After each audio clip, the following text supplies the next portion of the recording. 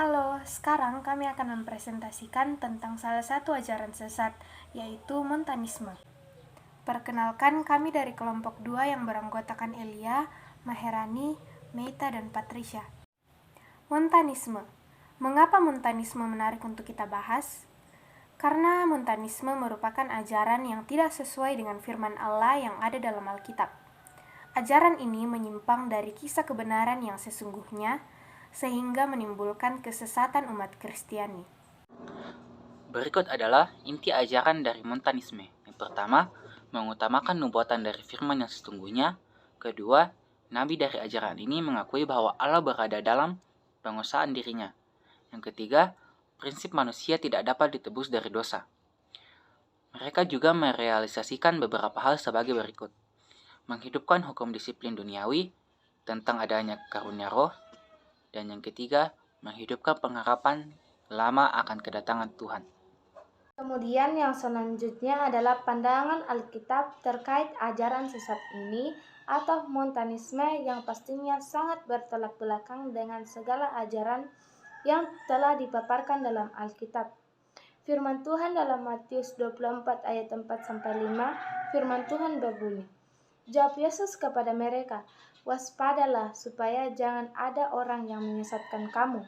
Sebab banyak orang akan datang dengan memakai namaku dan berkata, Akulah Mesias, dan mereka akan menyesatkan banyak orang.'" Lalu kita lihat dalam ajaran Montanisme, di mana nabi ajaran ini mengaku bahwa Allah memiliki dirinya. Nah, dapat dilihat bahwa hal ini sangat tepat dengan apa yang dikatakan Yesus dalam firman-Nya, bahwa banyak orang akan datang dengan memakai namaku dan mereka akan menyesatkan kamu semua. Ajaran yang telah menyimpang dari Alkitab tentunya merupakan suatu hal yang sangat tidak dibenarkan, apalagi jika itu berdasarkan nubuat kita sendiri dibanding kata yang sebenarnya. Contohnya pada ajaran Montanisme ini, mereka lebih memprioritaskan nubuat daripada kata yang sebenarnya. Padahal Allah telah mengatakan kepada Alkitab tentang Injil keselamatan, sehingga disinilah perlu dilihat apakah orang-orang Kristen percaya pada janji keselamatan Allah atau tidak. Ingatlah firman ini dalam 2 Timotius 4 ayat 3-4.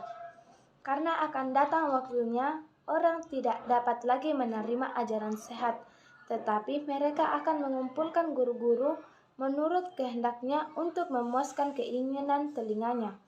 Mereka akan memalingkan telinganya dari kebenaran dan membukakannya bagi dongeng.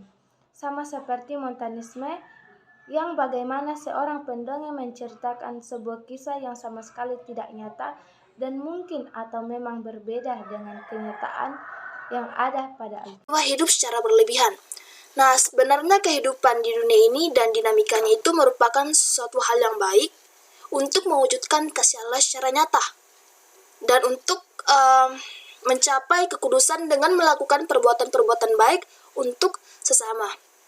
Nah, oleh sebab itu, menantikan Yesus yang kedua kalinya, alangkah baiknya umat tidak bersikap secara berlebih-lebihan, melainkan melakukan pekerjaan-pekerjaan seperti biasa dengan baik dan tentunya bertanggung jawab. Nah, demikianlah hasil presentasi kami.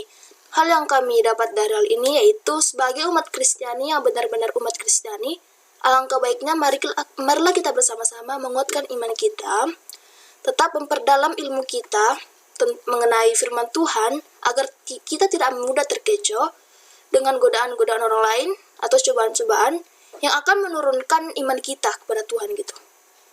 Marilah kita tetap berdoa dan meminta tolong kepada Tuhan untuk tetap menjaga dan bersama kita.